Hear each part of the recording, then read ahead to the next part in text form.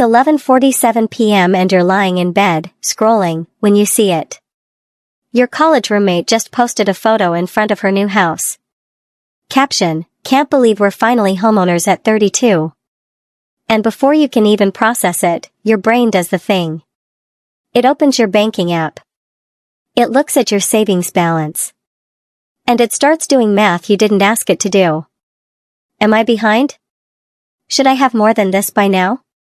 Is there, like, a number I'm supposed to have hit already?" Maybe you don't even remember deciding to compare yourself. It just happens, one photo, one caption, and suddenly you're auditing your entire financial life at midnight. If you've ever laid awake running that exact calculation, I need you to hear this first. The number you're comparing yourself to right now is probably wrong. Not wrong because you're doing bad math. Wrong because the number itself was never built for you. And by the end of this video, you're going to know the real numbers, for 25, for 35, for 45, and for 55. Not the version some finance influencer copy-pasted from a spreadsheet in 2019. The version that actually accounts for how women's income, careers, and life paths really move. Before we get into the content of this video, I want to note that all information in this video is for educational and entertainment purposes only and should not be considered financial advice. Always consult with a qualified professional before making any decisions regarding your money. Now, let's get into the video. My name is Emma, and I spend way too much time thinking about money and why women in particular get left out of, or underserved by, traditional financial advice. If this video helps you stop panicking about a number you saw on Instagram, do me a favor, hit subscribe. Because next week's video might be the one that saves you from making the exact mistake I'm about to talk about. Okay. Let's actually get into it. Here's the thing about those savings by age charts that go viral every few months. You know the ones, clean little bar graph, by 30 you should have 1x your salary saved, by 40 you should have 3x, and so on, usually with some sleek little arrow showing the ideal trajectory. Those numbers typically come from one or two retirement planning firms, built off of one core assumption: a continuous, uninterrupted, full-time career from age 22 straight through to 65, with steady raises and zero disruptions. No maternity leave. No caregiving gap for an aging parent. No years spent building a business that didn't pay you anything for the first 2. No pause to go back to school. No pay cut when you switched industries because the old one was quietly crushing you. No years lost to a layoff, a divorce, a health crisis, or just living an actual human life. In other words, they're built off a life a lot of women don't actually live, and yet they get treated like universal law. So if you've looked at one of these charts and felt your stomach drop, I want you to really hear this. That's not a personal failure showing up on the screen. That's a benchmark built for someone else's life being held up next to yours, and then quietly, unfairly, being labeled normal. Here's what actually works better. Instead of a flat dollar amount, we're going to think in income multiples. How many times your current salary you should have saved, at each age, to stay on a reasonable track. That way the number scales to you, to your income, to your reality, instead of forcing you into someone else's mold. Think of it like a road trip. A flat savings number is like someone telling you you should be at mile marker 200 by noon, without knowing if you're driving a scooter or a sports car, or if you started your trip at 6 a.m. or 9 a.m., or if you hit construction for 2 hours that nobody warned you about. An income multiple is more like tracking your progress as a percentage of the total trip instead. It adjusts to you, to your starting point, to your route. So let's go age by age. And I promise, the number at each stage is more forgiving, and more empowering, than you think. Let's start at 25. The commonly cited number here is that you should have about half of your annual salary saved. So if you're making $50,000 a year, that's $25,000 sitting in savings and retirement combined. And I want you to actually sit with that number for a second, because I know for a lot of you watching, it just made your chest tighten a little. Here's Maya. Maya is 25. She graduated with about $22,000 in student loans. She's been working full-time for 3 years, making $48,000 a year in a mid-sized city, splitting rent with a roommate and trying not to think too hard about her credit card balance. Right now? She has $6,000 saved. By the "you should have half your salary" rule, Maya is supposedly $18,000 behind. But here's where it gets interesting. That rule doesn't know Maya spent her first year and a half of working life throwing every spare dollar at high-interest debt instead of a savings account, because she did the math and realized that debt was costing her more than her savings would ever earn her. It doesn't know that. It just sees a number and says not enough. The real, more useful number for 25 isn't half your salary, no exceptions.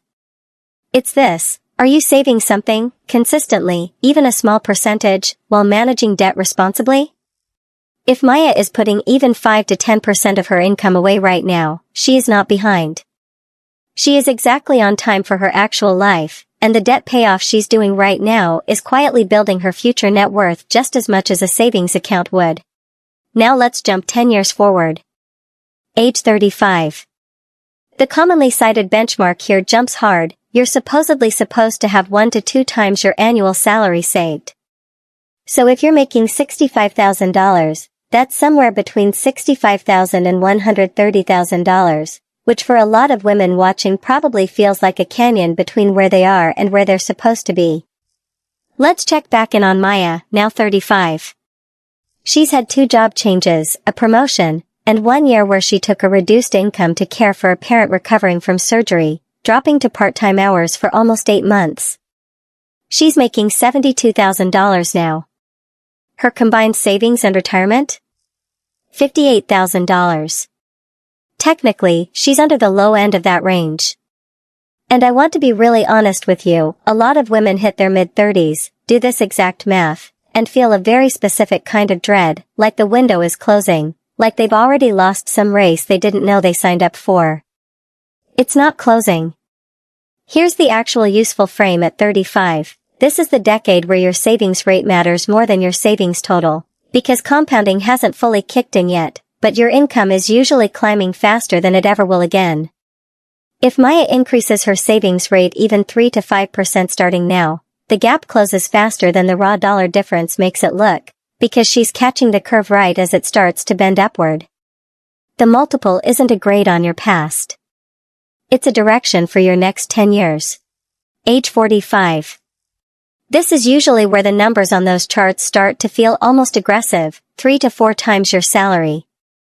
On a $78,000 income, that's roughly $234,000 to $312,000. Let's bring in someone new here. This is Renata.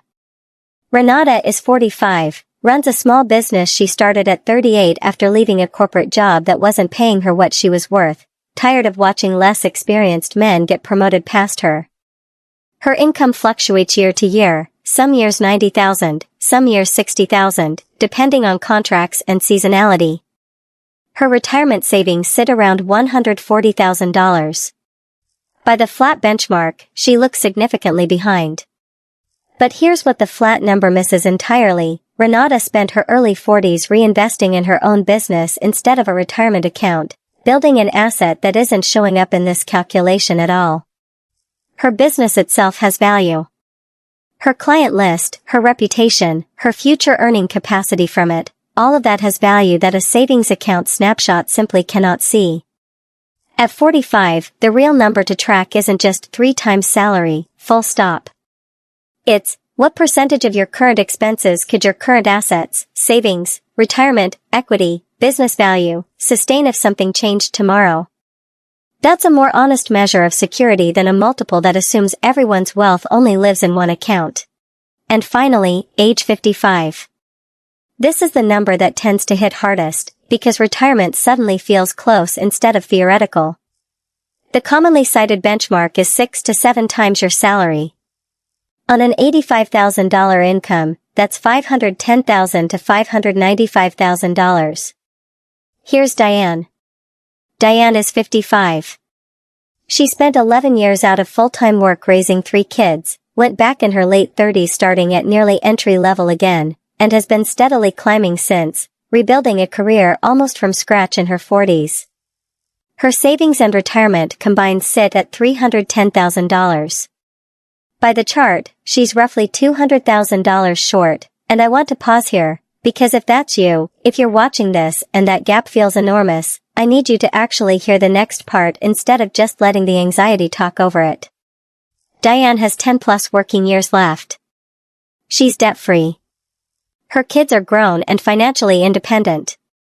Her expenses just dropped in a way the benchmark doesn't account for at all, because the benchmark was calculated assuming she'd still be supporting a household of 5. The real number at 55 isn't match this multiple or panic. It's, what does your actual retirement expense need to look like, and what's the realistic gap between that and what you have, given your specific timeline?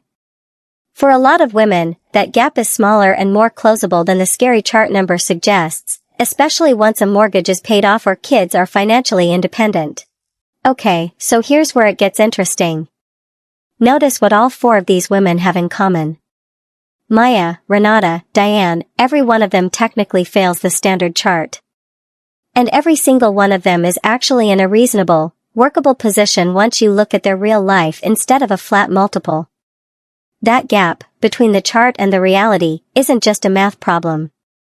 It's an identity problem. Because when women see a number they haven't hit, it doesn't usually register as interesting data point.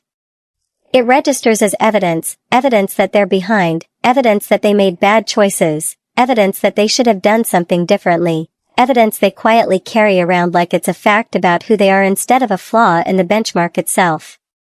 And that feeling, even more than the actual dollar gap, is what keeps a lot of women from taking action, because it's hard to build a plan from a place of shame. It's a lot easier to build one from a place of clarity. So I want to be really direct with you. The number on the chart is not a report card on your worth, your choices, or your discipline. It's a generic average that was never built to know your name, your caregiving years, your career pivot, or your debt payoff plan. Now, I do want to give you one real caution here, because this video isn't meant to just let everyone off the hook completely. The danger isn't not hitting a chart number. The danger is using the chart wasn't built for me as a reason to stop paying attention entirely, and I've seen that happen too. The reframe becomes a permission slip to disengage. There's a real difference between saying this specific benchmark doesn't reflect my life and saying so none of this matters and I won't track anything. If Maya never increases her savings rate. If Renata never builds a plan for what her business transitions into later. If Diane never sits down and calculates her actual retirement expense number, the forgiving reframe stops being useful and starts being an excuse. The goal isn't to throw out benchmarks entirely. It's to replace a benchmark that isn't yours with a target that is, and to actually hold yourself to that target once you've built it. So go back to that moment at the very start of this video, you, at 11:47 p.m., staring at your banking app after seeing someone else's milestone. Here's what I want you to do next time that happens. Instead of asking, am I behind the chart, ask 3 questions instead. What percentage of my income am I currently saving? Is that percentage moving up over time, even slowly? And do I actually know what my real expenses will look like at the age I'm worried about? Those 3 questions will tell you more about your financial trajectory than any flat number ever will, because they're about you and your actual life, not a stranger's spreadsheet. You are not behind. You are on a timeline that was never going to look like a generic chart, because your life was never generic to begin with. If this video gave you a little more clarity and a little less panic, subscribe, because figuring out the real numbers, instead of the scary ones, is kind of what we do here. And I'll see you in the next one.